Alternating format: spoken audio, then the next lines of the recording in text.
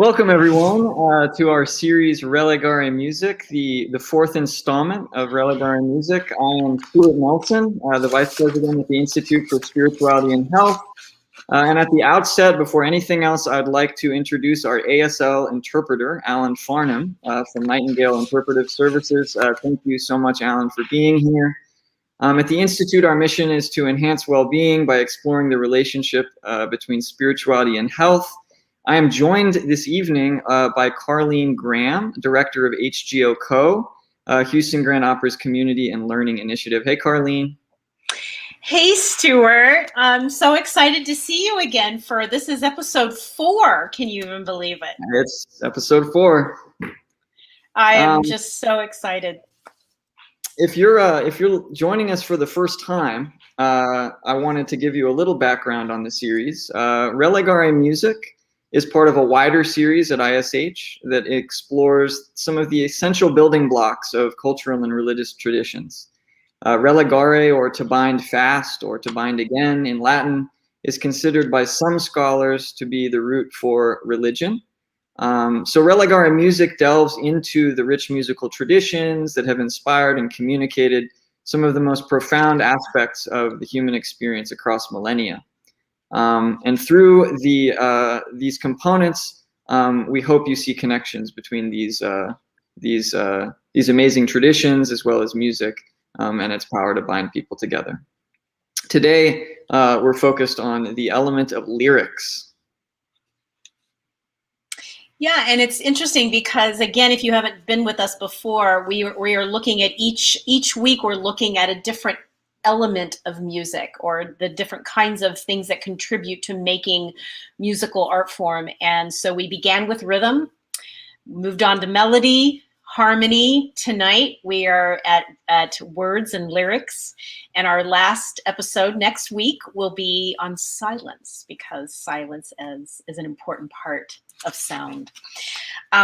And so you might want to ask, why would an opera company like Houston Grand Opera be partnering with the Institute for Spirituality and Health? And I have to say that we've enjoyed a wonderful partnership with the Institute for Spirituality and Health and Stuart and his team.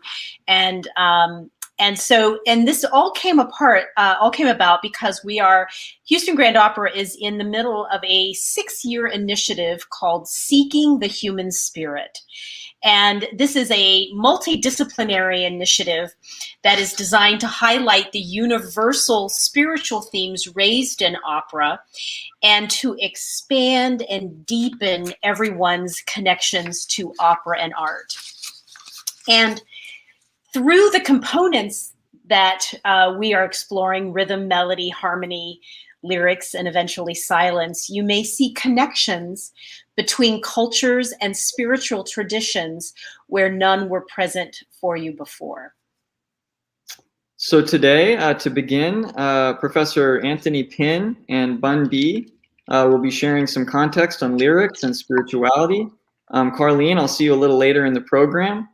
I first met Dr. Pinn and Bun B when I was taking their class on hip hop and religion at Rice University, and I'm just so happy that they're going to be here to join us today.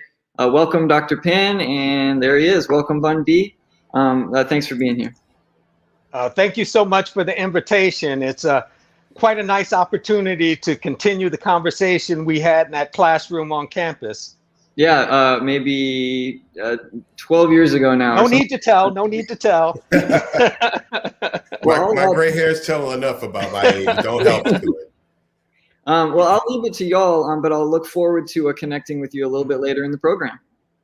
Well, Stuart, you know what other folks listening may not know, that one of the things we tried to do in the classroom was get folks to expand and rethink the vocabulary they use to capture what we typically mean by religion and spirituality.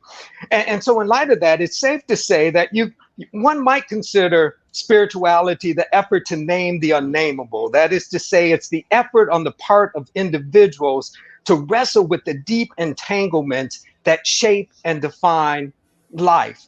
Now, within the context of African American communities, much of this has taken place through the arts. Think in terms of music. And this makes a lot of sense when you think in terms of a population that for better than 200 years was denied systematic access to the written word. Didn't mean we didn't think deep thoughts and communicate it.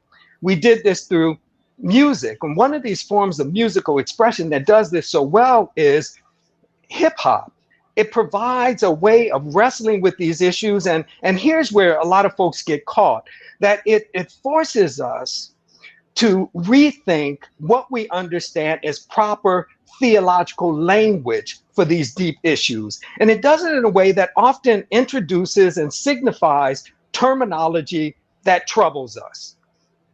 For a good number of years now, I've had a wonderful opportunity to have this sort of conversation with Bun B. And so what we're going to do tonight is try to boil that down to 4 questions. And we'll get through all these questions if we can. If not, we'll do what we can with the questions we're able to get through.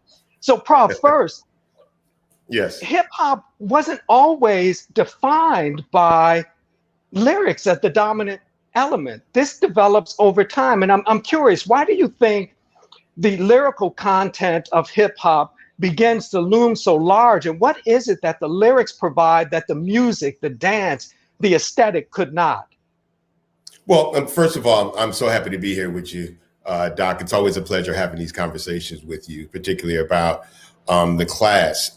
In terms of the MC and lyricism, right? So the MC was a bit of a back player, right? He was really the backup guy and the supporter to the DJ.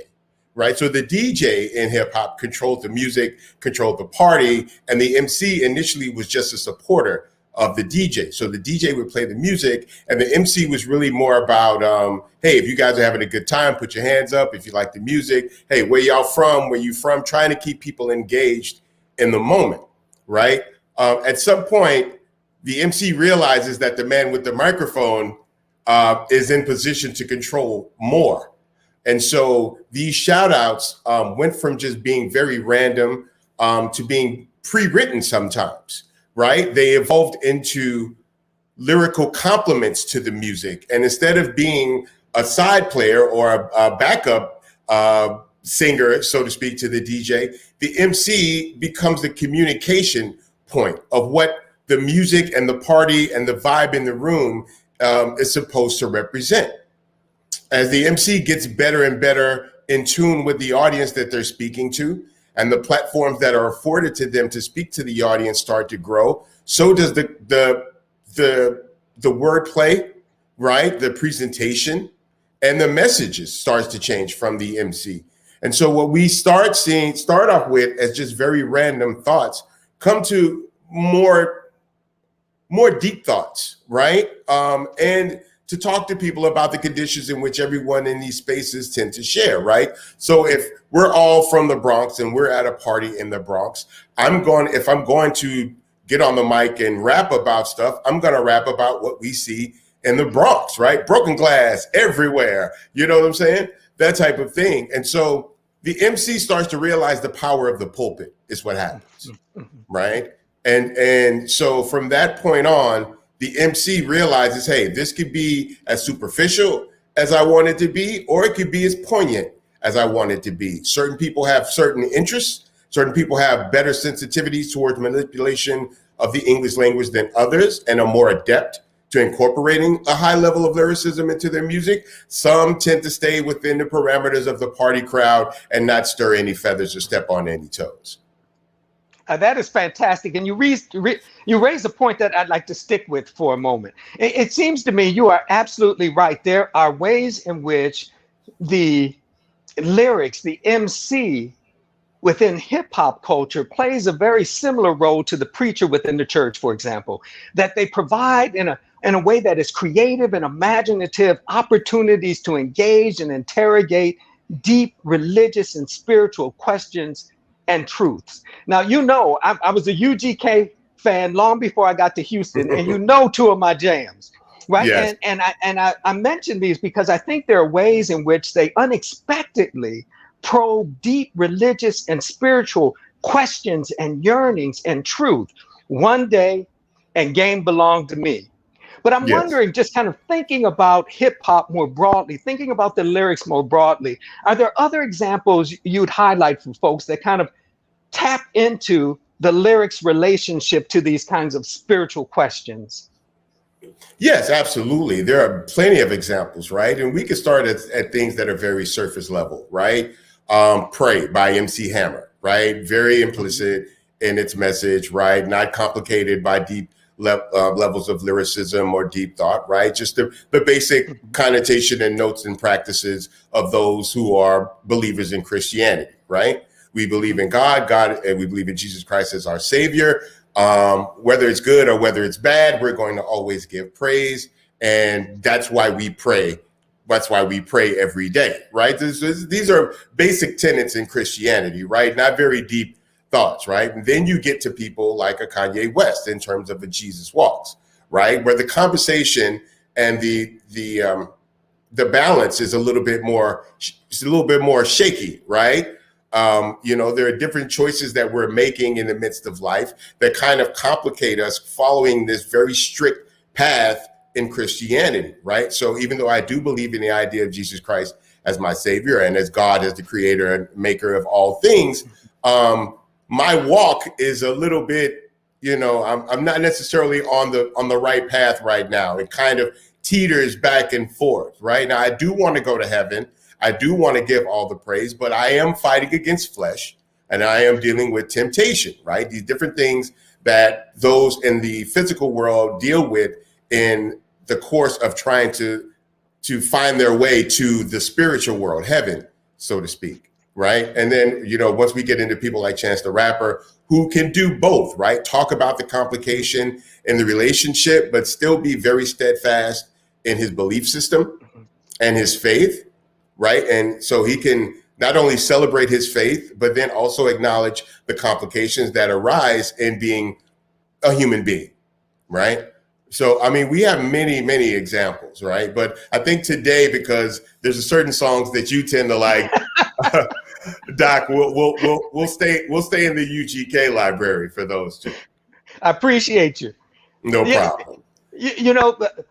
Folks over the past few years have come to recognize something, Bun, that we have known for a long time, that in large part, the wrestlings within the United States for Black folks have revolved around a fundamental effort to be recognized as human, right? Cornel West argues that the idea that Black people are human is a relatively recent idea in the modern West, right? So much of this religiosity, so much of this spirituality is getting at a sense of personhood, a sense of humanity. So I want to kind of pull in another of our brothers from Houston and think along these lines. It seems to me that so much within hip hop kind of revolves around developing a grammar and vocabulary for exploring these issues of humanity and personhood in a way that aren't simply captured by what you possess, what you drive, what you wear, but are much more mental and psychological. So, I sit alone in my four-corner room staring at candles, right? So it seems to me there are ways in which this gets played out. I'm wondering if you could just say a bit more concerning how issues of identity and personhood get played out lyrically. Well, this is all about reclamation, right? This is about Black people reclaiming their identity, their physicality, being able to not only be acknowledged as a human being, but speak to their humanity, right? And so hip hop allows that, right? It allows that space for people to be able to feel safe speaking about some things that could be considered extremely vulnerable and very personal to them, right? But the chances that people take and the way that it's approached is absolutely necessary, right? Because they understand that the platform that they're using not only allows them to be able to reclaim themselves, but creates a safe space and where all like-minded people can all be a part of this reclamation, right? And so for me as a writer, right, I not only get to speak about maybe my own personal struggles, right? Different circumstances that have been thrown at me that I've had to overcome, right? And unfortunately, many of the people that come from the community in which I represent have had those same struggles, right? And so by being able to share that and speak my truth, which is also in many instances their truth, right? We find ourselves in a community and in communion with each other over these shared experiences, right? And so now, because I have found it necessary for me to reclaim my identity and speak it, to the heavens, so do those that feel like me. And they're empowered now to speak their truth about their identities, because they now have an example of someone willing to stand not only with them, but for them. Yeah. So we talked a little bit in terms of UGK and the Ghetto Boys. We could spend 15 days, let alone 15 minutes on just hip hop. But it seems to me on Houston hip hop, but it seems to me, if you think about this culture, it is robust. It is life transforming. It provides a way of wrestling with meaning. So if you think in terms of Queen Latifah, thinking in terms of moral and ethical sensibilities and codes, a sense of unity. If you think in terms of KRS-One and the idea that hip hop culture really serves as a kind of religious reality for many, or if you think in terms of Jay-Z and Kanye West, right? No church in the wild. Right. We formed a new religion, no sin as long as there's permission. I'm wondering if we might end our time in this conversation kind of going back to the question we typically ended the course with. Are there ways in which hip hop culture really serves as a new religion or a new form of spirituality? Absolutely, right? Because when we speak in terms of religion and spirituality, right? It's about the practices that we participate in and the way that we look at and approach life and deal with the things that we don't necessarily understand about life, right? These very hard questions, or as we would talk about it, the quest for, spiritual, God, I've drawn a blank here, Doc. But you understand what I mean, right? Yeah. This is complex subjectivity, yes, right? So hip hop affords people something in certain instances that religion and spirituality does not, right? So the practices of religion, right? And even the organizations themselves, for many people, they don't connect, right? You can be born into a Catholic home, right? Go to catechism, right? Go to mass and go to all these different things, right? But the acts that you participate within Catholicism, as well as the religion itself, doesn't really help you come to terms with things because there's imperfections within it. We see a lot of different scandals, sexual abuse, right? So there's complications in accepting the word of the priest sometimes, right? We see this in Christianity as well. A lot of times there are issues arise with certain prosperity preachers, right? Where the funds that they raise in their church are misused. And so people tend to have a problem, not necessarily with the message, but with the messenger, right? And so what hip hop does, by connecting with people by experience, by location, right? And the way that we look at the world, certain things that we embrace, have a certain trust factor that exists between themselves and hip hop as a culture and an art form that doesn't exist for them in terms of religion, right? Like organized religion that we all recognize, right? And so hip hop allows and affords certain people the ability to be a better person, to contribute to their society, to care for their fellow man, right? All of the different characteristics that we would consider proper in humanity, right? And if hip hop is what it takes for certain people, let's do it. Yeah, that's fantastic. Prof, you are my friend and my colleague. I could talk to you all day, but it's time for me to shut up, step aside so you can do your thing. Yes. So we definitely wanted to draw from the song One Day.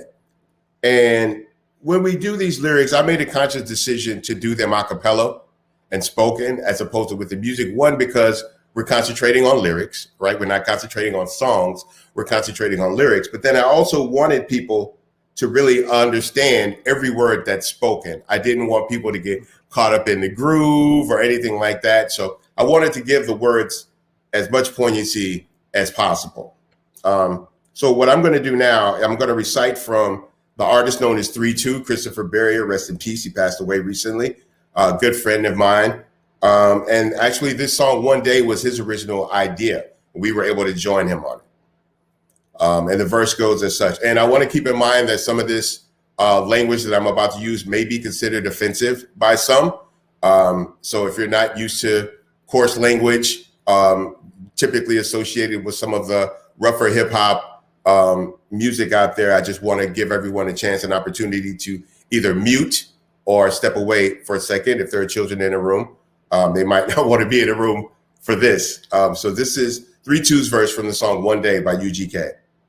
Mama put me out at only 14. So I start selling crack, cocaine, and codeine. Time to stack some paper. I got to do it quick, thinking I'm a juvenile, but they don't know who they messing with. Yeah, my mama's only son. But I live every day like it's my motherfucking last one. Every nigga and their mama asking why. But I'm in the game, live by the game, and in the game I'ma die. And if I die, should I say if and go? Bury me in Harlem Clark next to the come and go. Because tomorrow won't be promised to me. The only thing promised to a player is the penitentiary. So I'm going to take care of my business on the smooth tip. Watch my back selling crack and pack 2 clips. Because when you think about that, you say it'll be on. It's a trip you're here today, but the next day you're gone. I will now pull from my own verse from this song as well. This world we living in, man, it ain't nothing but drama. Everyone want to harm you. In New York, niggas getting shot for bombers. Now they got your life in the palm of their hand like California. Niggas with dubs of hydroponic, marijuana, gangbanging, got the ghetto hotter than a sauna. Down in Orange, my nigga Box died on the corner behind a funky-ass dice game. I saw him once before we died. Wish it was twice, man. I remember being A-deep off at Chucky's crib, letting us act bad, not giving a fuck what we did. When we lost him, I knew the world was coming to the end, and I had to quit letting that devil push me to a sin. My brother being in the pen for damn near 10, but now it looks like when he comes out, man, I'm going in. So shit, I walk around with my mind blown in my own fucking zone, because one day you here, the next day you're gone. All right, I will also, because I know we're getting a little bit short on time, I'm going to go into this next song, and this song is called Heaven. And this song is very personal to me because this is the last song that I recorded with my partner and brother, the late, great Pimp C. And it was a contemplative song, right, about what happens when you're no longer together, right, when we no longer share this physical space on this earth and move into the spiritual, right? And who gets to share that spiritual space and who doesn't, and for what reasons? And so I will now recite Pimp C's verse from the song Heaven by UGK. I wonder if it's a heaven for all the drug dealers, for all the hot boys, strippers, and the thug niggas. Even my wife, because she was selling niggas drink too. She ain't bad, she was just doing what the paper do. I wonder if they got a spot for all the Tupacs, dogs and pins, and all the boys with the weed spots. I keep a pistol on me because these niggas got him too. Run up on me wrong and I'm going to do what I got to do. If love and screw is wrong, I don't want to be right, sipping oil and smoking light bright. The preacher talking about us in the pulpit. Behind closed doors, he be on some gay shit. I'm out here in the streets. This ain't no place to play, bitch. You show some weakness, come up short or catch a case, bitch. I want to change, but this ain't the wrong time. I want to stop, but these niggas just ordered 9. I now recite my verse from the song Heaven by UGK. Late at night, when I'm laying off in my bed counting bread, some crazy shit be going through my head. I be wondering about this life that I live, and if God got some better shit he could give. I wonder if it's a better place for the innocent kids in the ghetto that gotta suffer for shit that they ain't did by no fault of their own, going through struggles and strife, having to deal with a fucked up life. I know they thinking nobody knows or nobody cares. Why can't nobody see this shit when everybody stares? Man, we losing the children. We're losing the youth because you motherfuckers won't tell them the truth. So they running around unprepared and uninformed. It's understood why the hood is under arms. We got to show them it's a better way at any cost because they're the future. If we don't save them, we're already lost. Forgive me for messing up the words.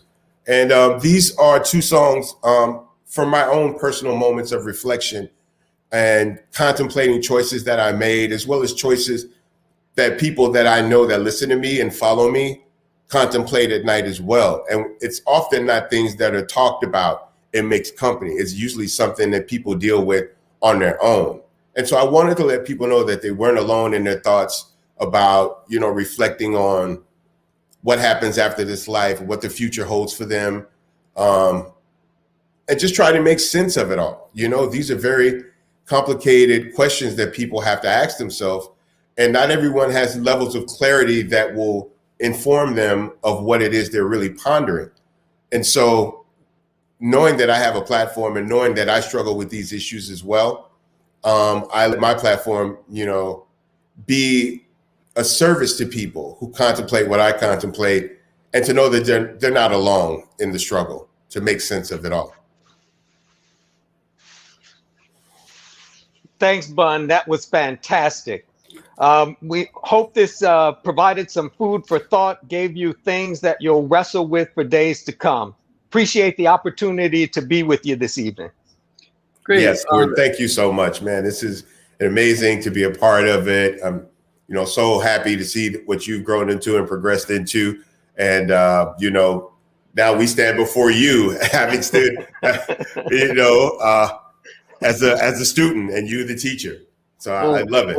Well, thanks. It's always a back and forth, and I just so appreciate y'all being here. We'll connect with you hopefully a little bit later at the end of the program after we hear from our next two speakers and artists. I have so many thoughts, and there's so much richness in everything you shared, and I just truly appreciate your presence this evening. Thank you so much.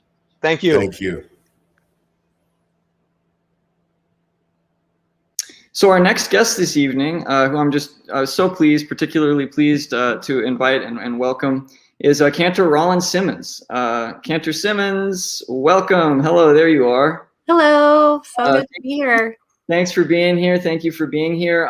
I'd like to just jump right in and kick off by asking you, can you tell us what you do as a cantor and the role you play in your congregation and anything you wish to share with us?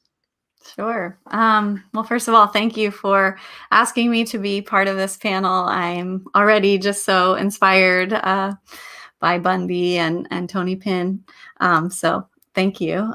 So I'm a cantor. A lot of people don't know what a cantor is. I usually tell them I'm a cantor, and then I follow up with, do you know what a cantor is? And often they don't.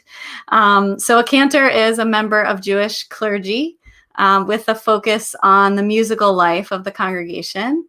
So I'm like the music director for the synagogue, leading the music of worship for all ages, with our music with our preschool kids, our religious school, our Sabbath worship, Shabbat worship, and holidays.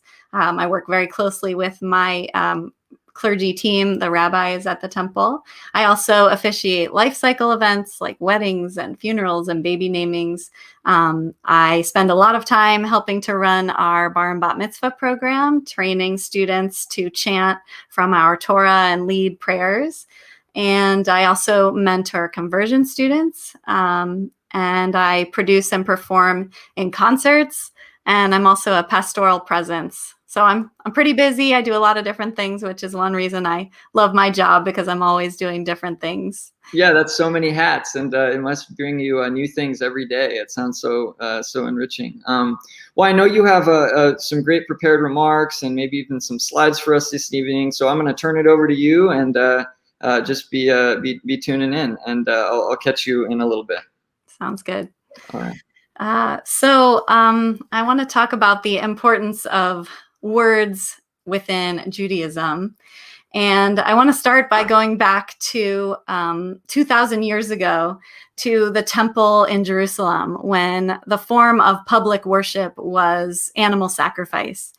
And I bring you back to this moment because I love the imagery of when they were sacrificing animals, the smoke was rising up, and that was how they viewed connecting to God, that they could see it in this tangible way.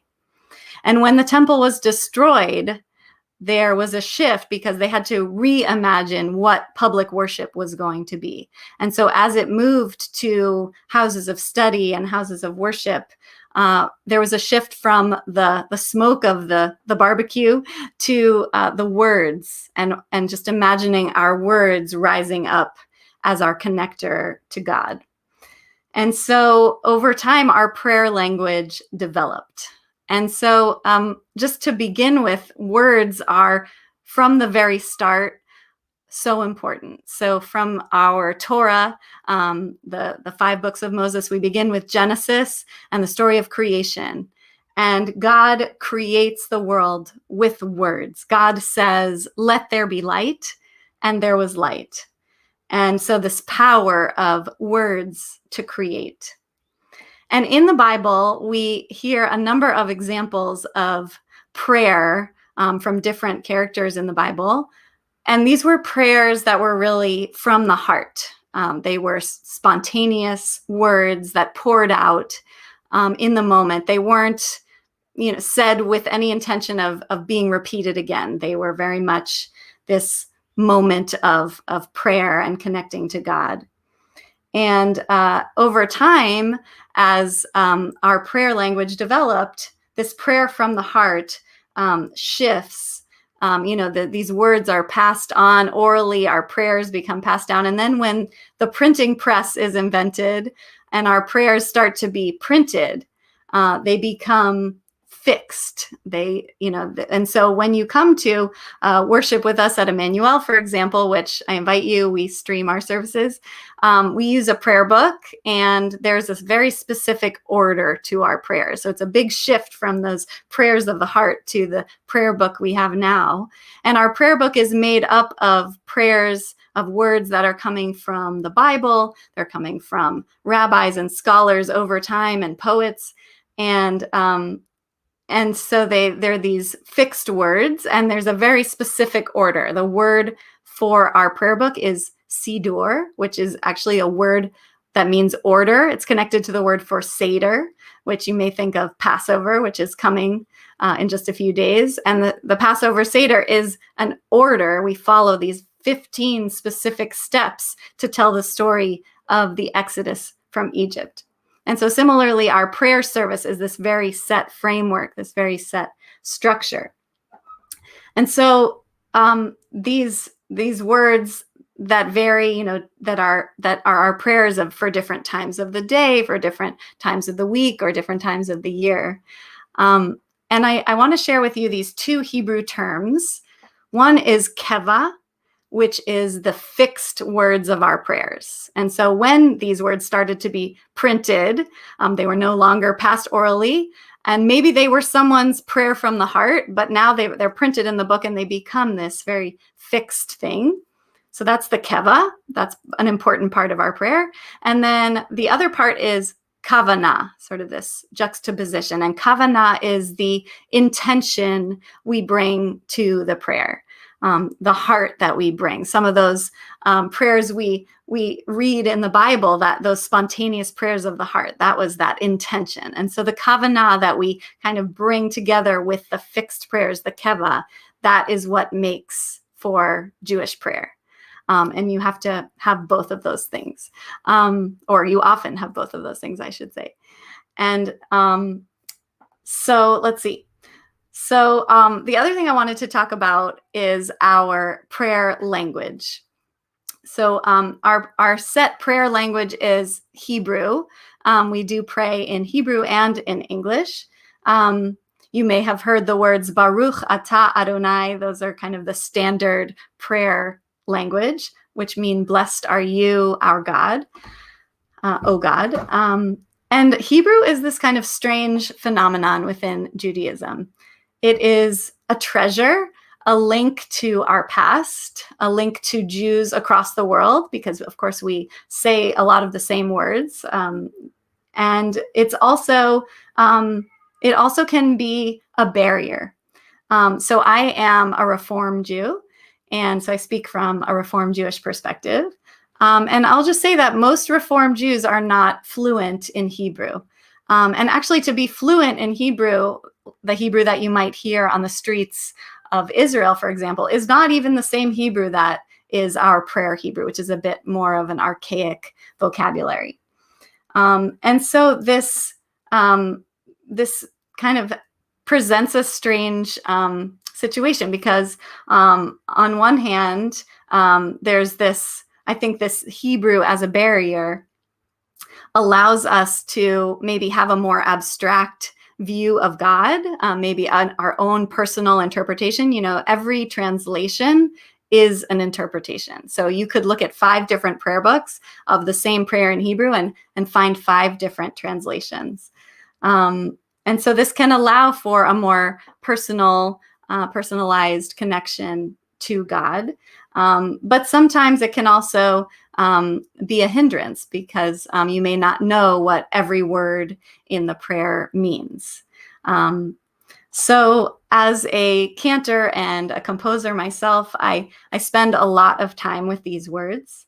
They're often set to melodies, which I think helps us to remember them and helps to connect with them in a more heartful way.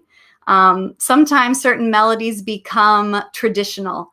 And this is always a challenging word for me because everyone's traditional is a little different. And sometimes even that traditional melody can become like that keva, that fixed thing. So I'm always trying to find the balance of helping people to feel comfortable in their worship with melodies and words that are familiar, but also to sometimes shed new light on these ancient words to help bring about a renewed sense of intention and that kavanah. So I wanted to share with you a prayer that I have set to music and a little bit about the process I went through to write this setting.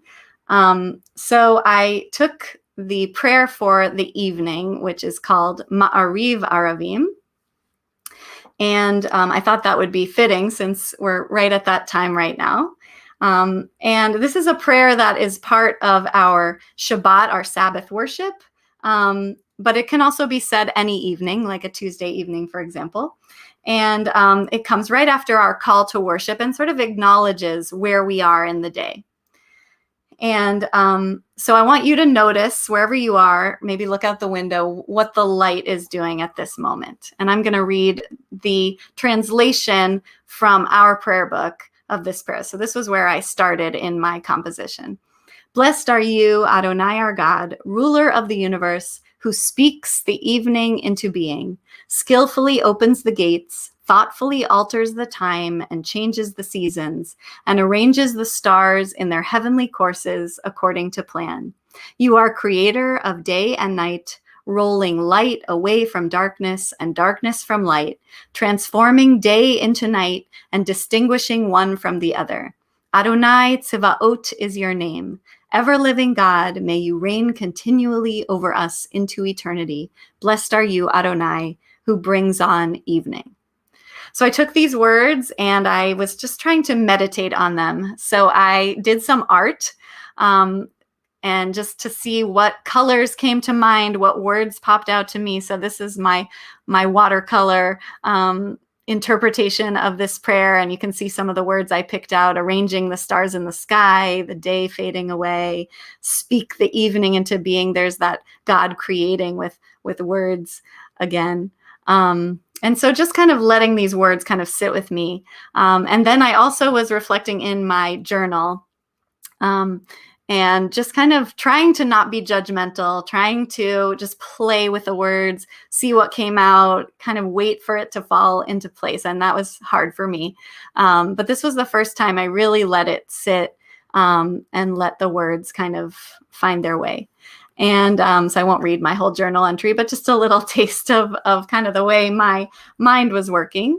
And so the next slide are the actual words that I came up with. And the melody was based on a traditional chant that is a part of this prayer, and which I'll just sing a little bit of that first, so you kind of get a sense of where I started. It goes like this: Uma'avir yom umevi laila, umavdil ben yom uven laila, Adonai tzevot shemo. So I was taking this melody and sort of playing with it, and this is what came out.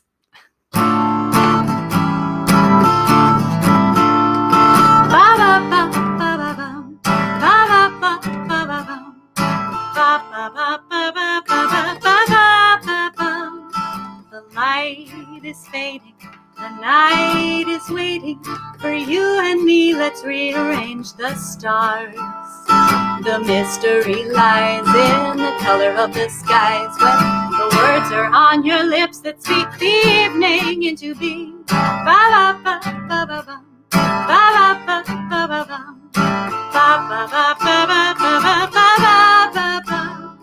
The sun's gone missing, the moon is whispering my name, but I have to listen close.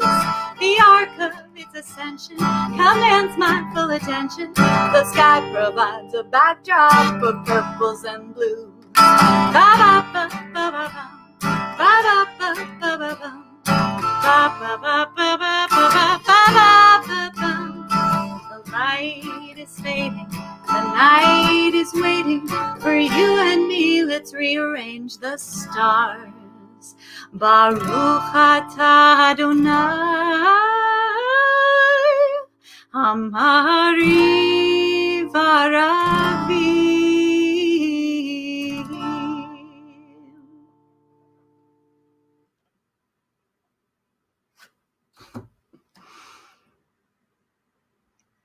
Wow, it's so beautiful, and just particularly because I'm watching the sun just slowly fade into the horizon right now behind some houses across the way, and it was so appropriate and just so beautiful. I'm just entranced. Thank you so much, Cantor Simmons, and I have some more questions for you, but I'll save those until our panel discussion in a little bit. And just so appreciate your presence here. Your spirit is beautiful, and your voice is too. Thank you.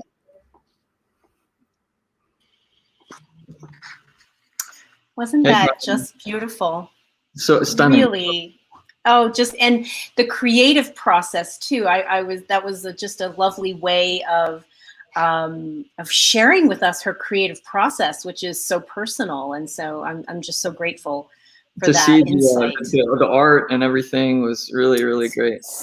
Just it's an amazing thing. Oftentimes I don't know that people think oftentimes of spiritual work having that kind of creative process. I mean, we're always sort of conditioned to think, or at least I was growing up, that it was just sort of divinely inspired and it just, flowed on the paper. And to see that process, it's artistic as well, and maybe art.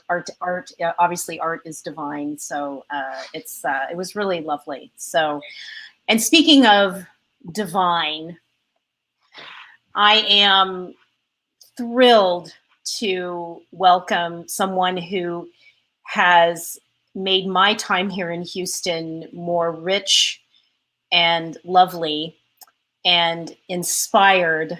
And so our final guest is Houston's Poet Laureate Emeritus, Deborah D.E.E.P. Mouton. Welcome. Thank you for having me. I'm so happy to be here today. I mean, I've been so inspired so far. This has been great.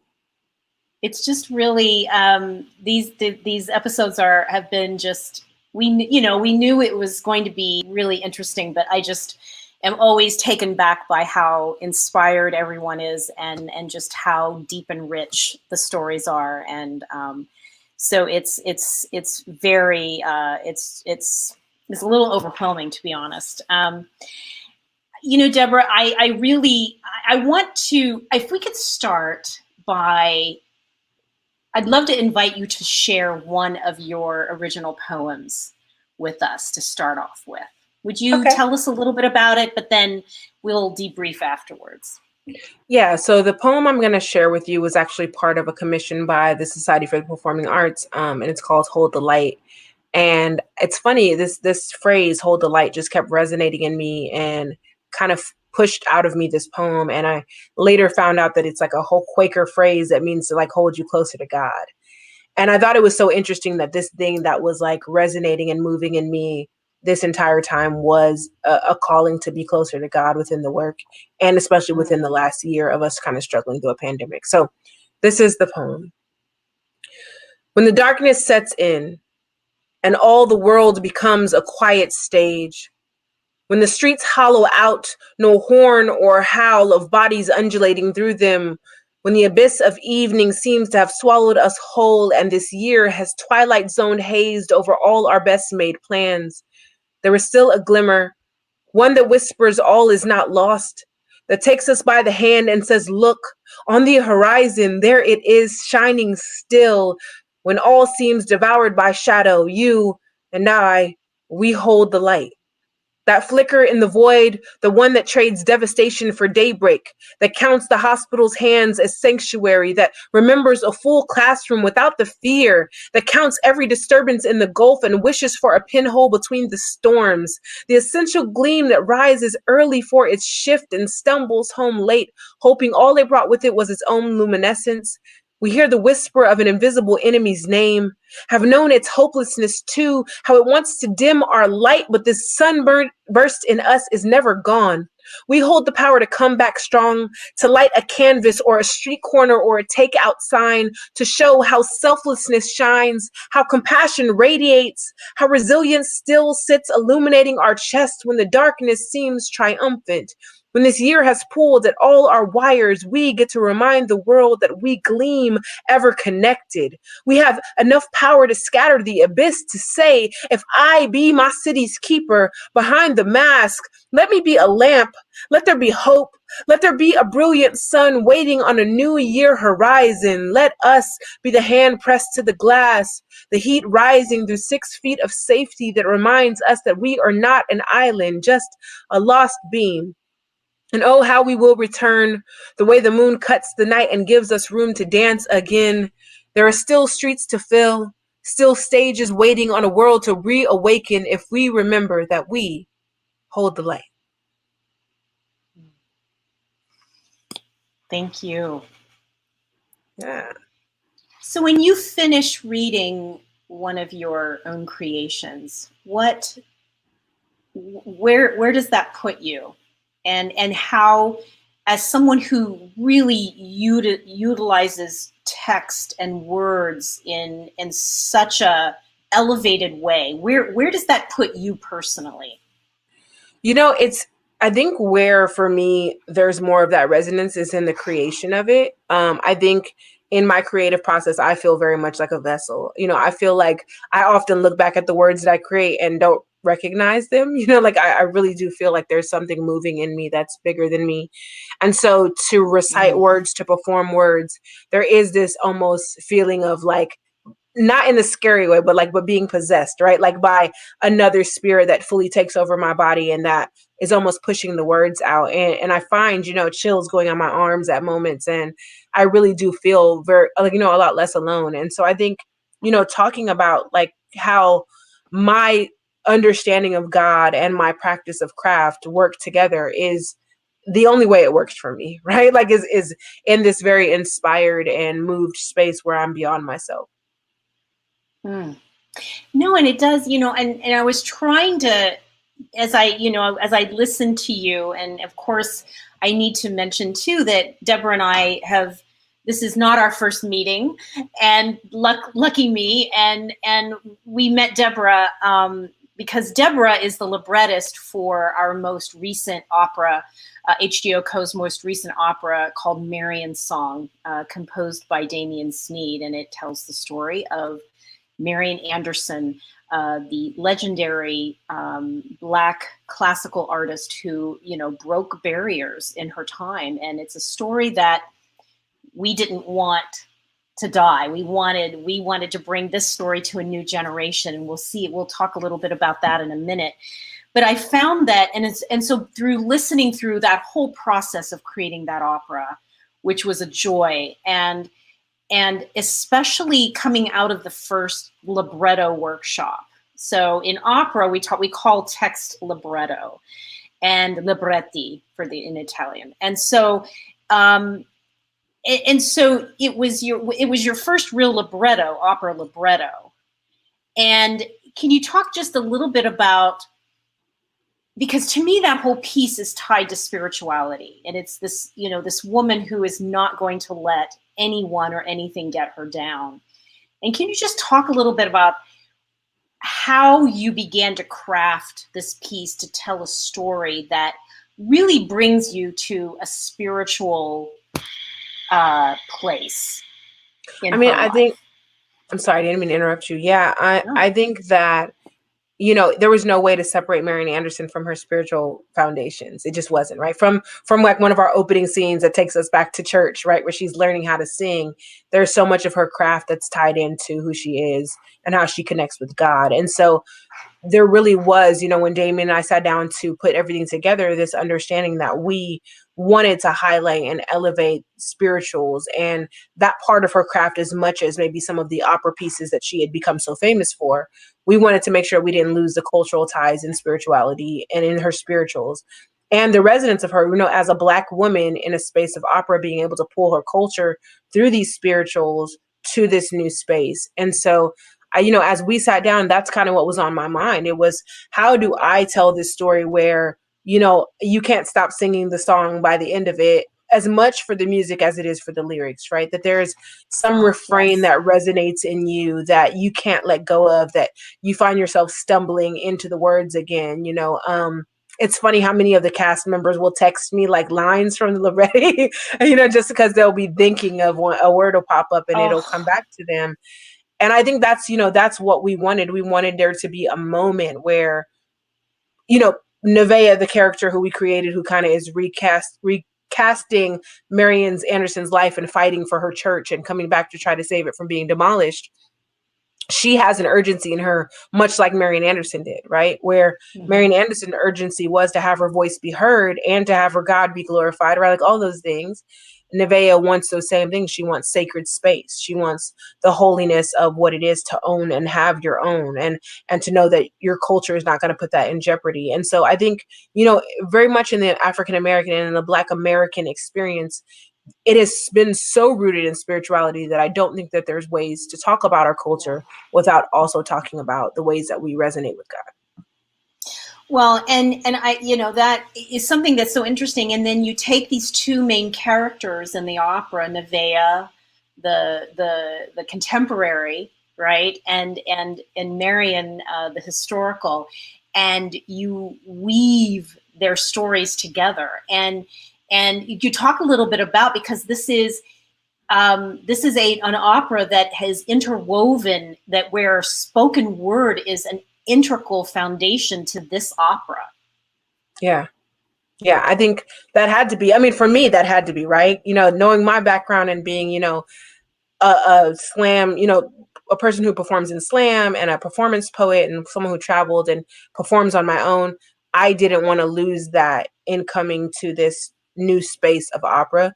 I wanted to show that there was a musicality and a lyricism and a craft that is often overlooked, especially in literary circles, as being less academic and less, you know, polished and refined, but that it has its own tenets and it has its own skill set, and that those things can pair with the classical and in the classical space, right? That we don't have to become something else to have a story be an opera. That opera at its very base was a story told in the streets and acted out by, you know, street performers. And I think when we get back to that heart and that ethos that says that opera is for everyone and every culture and every skin tone, right, every economic status, that we're starting to put opera back in the hands of the people. Well, and, you know, I was trying to come up with an image, you know, or just a way to express when I hear your work, Deborah, and this grabbed me from that first libretto workshop day, that I've never had words kind of stand up out of the text and kind of follow me around the way your words do. And I have to say, you know, this scene that we want to share is, to me, this is, again, there's so many parts in the opera that I love, but I have to say this is the one that I keep coming back to, and I find something new in it every single time I hear it. And do you want to set up this scene that we're going to share from Marian's song? Sure. We kind of are going to land in a space where Nevaeh, who will be the poet on stage, whose name is actually Heaven backwards, right? But that Nevaeh is in the middle of her journey to to go back to Philadelphia to try to stop the bulldozing of Marian Anderson's home. And she's kind of trying to rallying everyone on the train with her to kind of take on this big feat. Simultaneously, we kind of have it paired with Marian Anderson landing abroad and needing to find her voice in very similar ways to kind of establish herself as an artist in a brand new way. So she's been, only in the States and in a lot of ways kind of touring through the South and, making her way through concerts in the North, but not really being able to put her footprint down because she doesn't know some of the languages that she wants to learn so badly. And so she decides to move abroad and to learn the languages and figure out how to, be a brand new woman abroad that she can't have the permission to be here in America. And before we go to the clip, I'll share that the role of Nevaeh is performed exquisitely by Tina B, and the role of Marian Anderson is performed beautifully by Zoe Reams. So let's go take a look at this.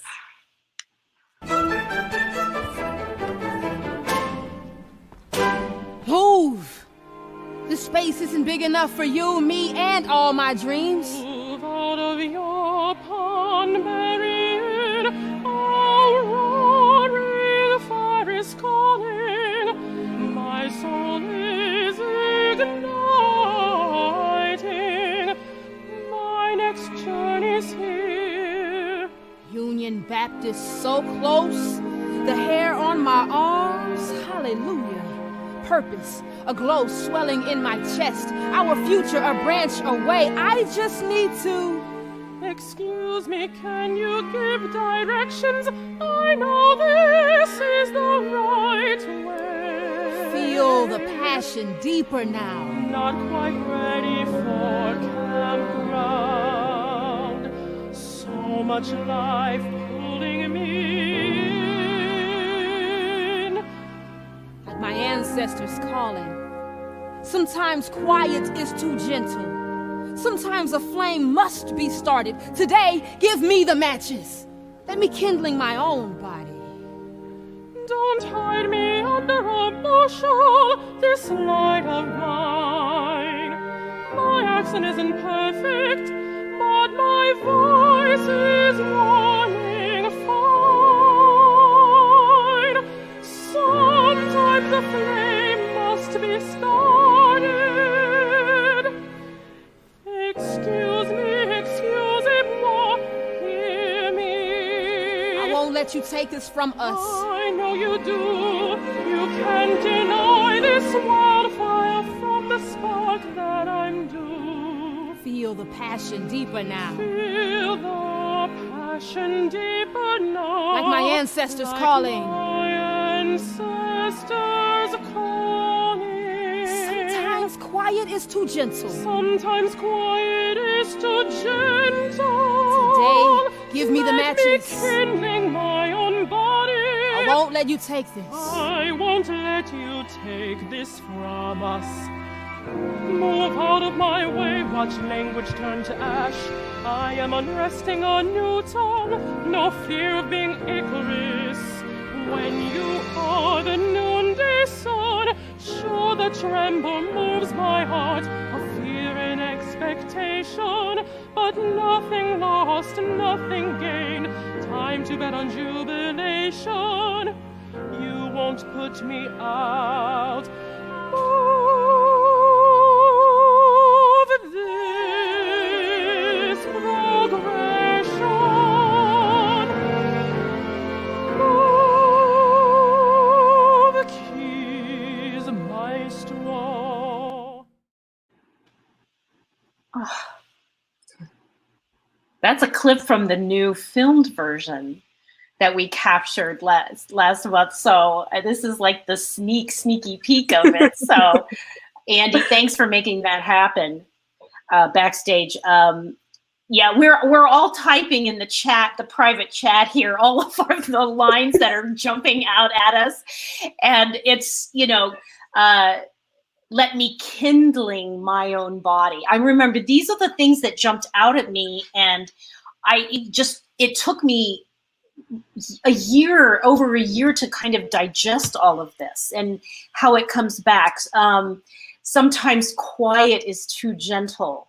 My favorite too is no fear of being Icarus when you are the noonday sun. And I have to say, that's the one that just gets me every time. It's just, it's so inspired. And there's someone else, Anthony is saying Tony's saying backstage, it's moving, so moving. And it's ironic that this is called Move. This segment was called Move. And that's what the motion in your writing, Deborah, it just, you know, I feel like there's a propulsion in it. Yeah, thank you. Oh my gosh, it's just, you know, not that that matters what I think, but I do. I'm kind of fangirling on you right here. I will say that we will, I want to put a little spot out there that anyone can see. We'll be premiering the filmed version of Marian's song on Marquee TV on Friday, April 30th at 7:30 p.m. and it's free. And so join us. It's easy to get the app, Marquee TV app. And this is one of several main stage free offerings that HGO is offering this year. So virtually. Tell me a little bit about, again, as we're bringing everyone back for the Q&A, I'll start with you, Deborah. If you could talk a little bit about your words alone versus set to music. How does that change? Does it enhance? Because I know we've had some discussions like this in the past about the integrity of the spoken word. And opera, of course, is this wonderful, you know, arm wrestling match between music and words throughout the ages. You could talk a little bit about the merging of those two. Yeah, you know, it's funny because I think through the things in my life all kind of merge at opera, right? Like I played classical piano for 6 years. I toured with gospel choirs and choirs for, you know, over a decade. And they all kind of were very segmented. While I was writing, they were never kind of merging. And I think when we started coming to opera, I started seeing all the pieces fall together.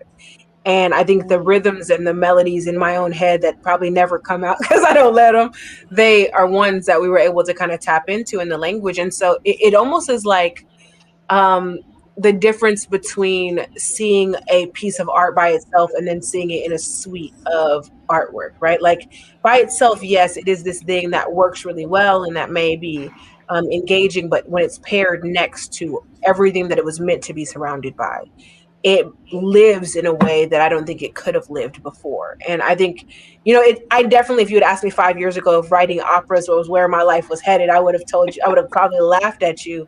But I really do find a passion and just a real home in feeling and sitting with the words and sitting with music. And so, you know, it fits for me. And I hope that it fits for everyone else who's kind of watching.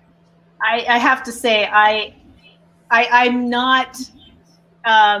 it's not that I can see into the future, but I do not think this is your last opera. I do not think it at all. So I don't think it is either. So we'll see. I think so. So Stuart, thoughts here as we have everyone back. Yeah, I just am so full this evening.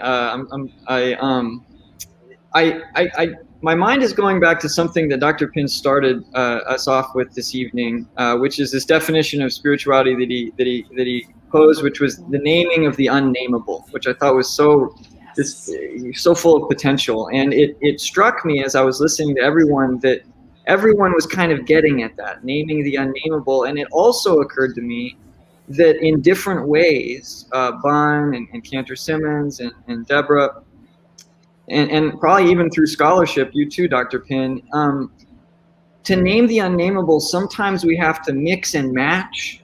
Sometimes we have to lean on the past and our ancestors' words. Sometimes we have to pair words that might not normally go together. You know, Cantor Simmons, when you were talking, I was thinking about all these different translations that you have to sift through and kind of make sense of.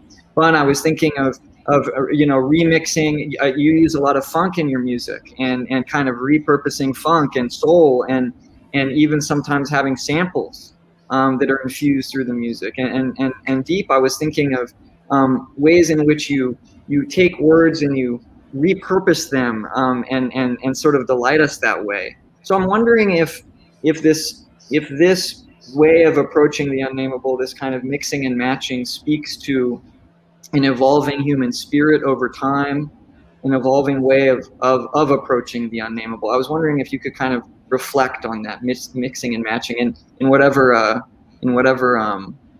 order y'all choose. Maybe we could start with you, Dr. Pinn. That is a fantastic point. I think I would put it this way, that what you get is the use of what you have to create the world you want.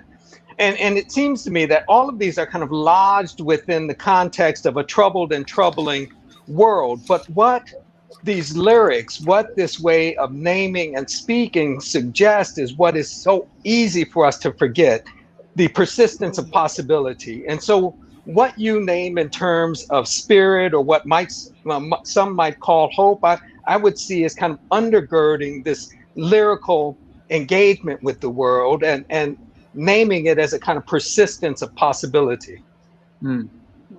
Thanks, I love that. I love the idea of connecting with the words of the people that Bun B was talking about, speaking the language of the people in the room and using examples of what people were experiencing to help them connect and kind of name some of the things that maybe people were thinking, and just like giving voice to that, giving permission to kind of speak about those things. And I think about in my own work and the prayers of our tradition, how do we connect to them in our own language, in our own personal experience? I think the beauty of it is it lets people know that there's no right way or wrong way when it comes to trying to find the answers to these questions, right? It's just about what it feels like, right? Because you don't really know, but it's really about how it feels. And if you can reach some level of comfort with the choices that you choose to make in terms of dealing with these questions and making sense of it all, And so some people may be more receptive to Deborah's illustration or Deborah's perception of it, or maybe more to Cantor Simmons than myself, or maybe more to Dr. Anthony Pinn. But there is no wrong way or right way to deal with it, right? We're all trying to make sense of it. And it's something that we don't really know. It's uncertain to most, if not all. And we're just trying to feel our way through. You can't control what happens. All you can control is your intentions, right? And so it's on good intention that we ask these questions and we, seek this knowledge and try to make sense of it all. And, one way may work and, one way may not. But, again, these are very deep questions that we all have to ask ourselves. And thank God that we have different references that we can kind of pull from that will give us a little bit of illumination on some of these things. Yeah, I really feel like when I think creating is the closest thing to God that you can get to, right?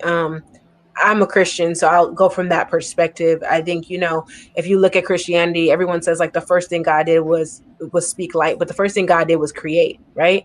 And I think when we get to a place where we're at that point that we're creating, we're the ones putting the boxes on it, right? We're the ones saying genre has to be broken here, or this has to be mixed here, but in some ways, creation all was the same thing, right? It may express itself very differently from one person to another, but we're all in the mode and the power of creating. And so I think, I love the fact that I'm listening to how hip hop and how, traditional Jewish songs and how classical music and how spoken word and how they all blend together, because I don't know that I've ever had a conversation where we were all seen as equals in craft, right? And even in theology and in scholarship, all seen on an equal playing field. But the reality is, as we're all creating, we really are equal. And so then it's just an open palette to say, what is it that we want to create and how do we want to create it?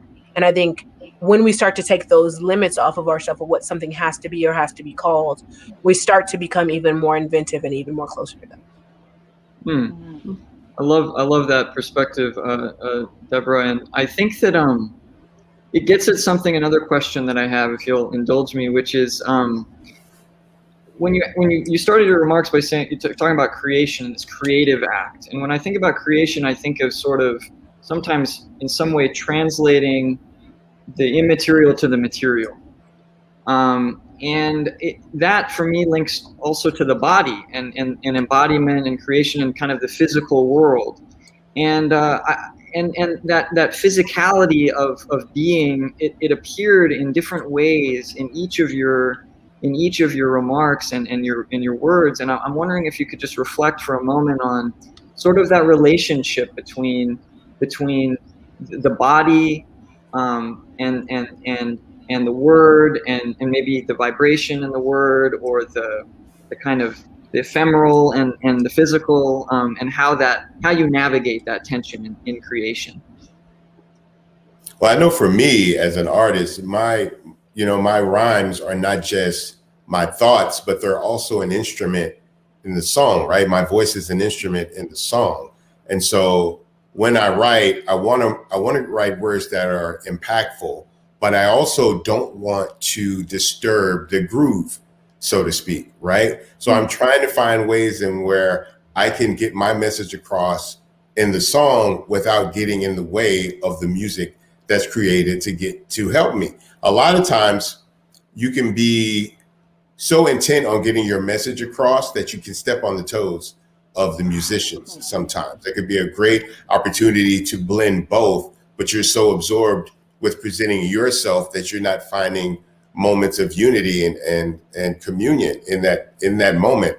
And so I think that's the beauty of hip hop, is that for me, right, it allows me to not only, give you great frames of reference and give you great messages, but then also, because I have a very deep voice, right, I get to kind of weave in and out of the track. And, so I get, it's a win-win situation for me as an artist. And I think people appreciate it too. That's part of the craft for me.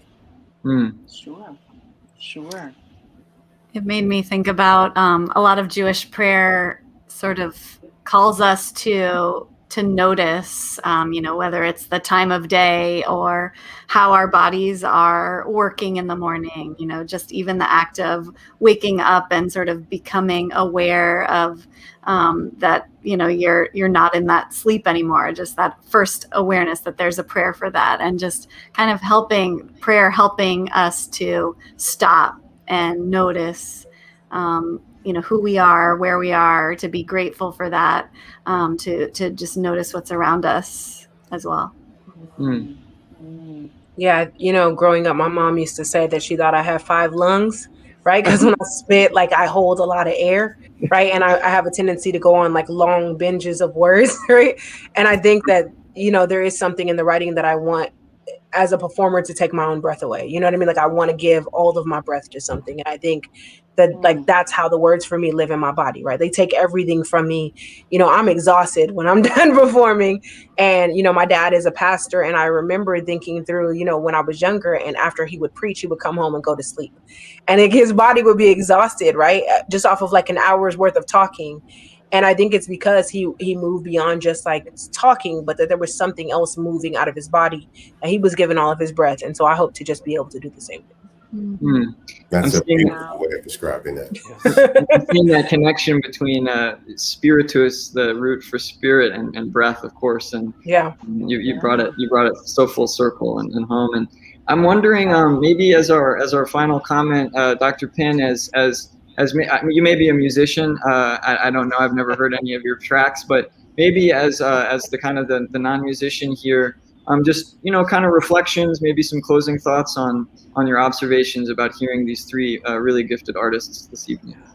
Well, I'd like to go back to this issue of embodiment. It seems to me with all 3, you have represented communities that have in real ways been overdetermined by their bodies. Right, that their status and meaning within the context of this world has been confined to a warped depiction of their bodies. And it seems to me what you get with this lyrical creativity is a call to reimagine, to rethink, to re-engage bodies in ways that fully understand their beauty, their capacity, their right to occupy time and space, and to do it in a way that is poetic. And by poetic, I mean it does it in a way that destroys traditional understandings of language to free it to speak a different truth. Oh, wow. Thank you so much. Someone needs to sample that and include it in the next track. Tony never ceases to amaze me.